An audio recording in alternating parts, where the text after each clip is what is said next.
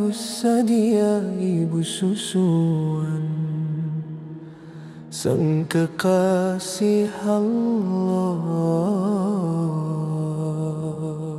Di sunyi malam padang pasir, saat harapan terasa kian menipis, hadir seorang bayi penuh lembut cahaya, membawa rahmat, membawa bahagia. Ke perkampungan Bani Sa'd baginda tiba dalam dakapan takdir yang mulia. Wajahnya tenang, matanya suci, bagai bintang memancar di langit tinggi. Dinaungi baraka, wahai Halimatus Sadia yang setia, engkau mendakap Rasul junjungan mulia. Dari tanganmu Allah turunkan barakah, menghidupkan bumi menyubur yang gersang dan lelah.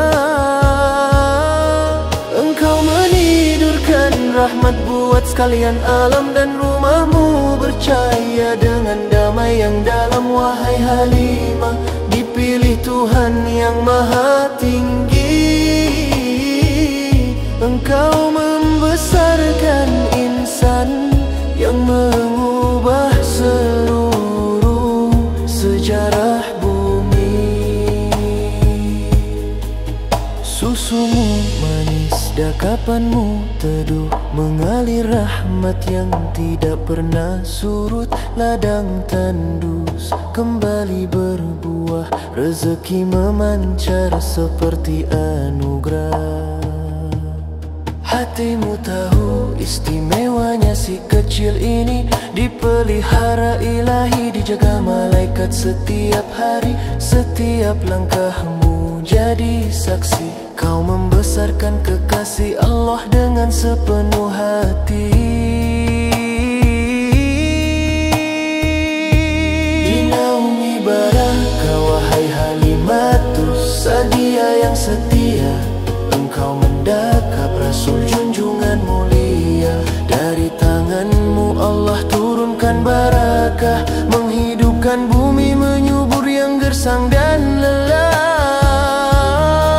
Engkau menidurkan rahmat buat setiap alam, dan rumahmu bercahaya dengan damai yang dalam. Wahai Halimah, dipilih Tuhan yang maha tinggi, engkau membesarkan insan yang mengubah seluruh sejarah bumi. Legasi kasih dan cahaya dari lembah Sa'd, kisahmu mengalir dalam setiap hati yang mencari takdir. Engkaulah ibu yang dipilih ilahi, menyulam cinta dalam sunyi sepi. Kasihmu kekal dalam lipatan zaman, tersimpan rapi dalam catatan iman. Wahai ibu susuan penuh pengorbanan, namamu harum dalam jutaan ingatan.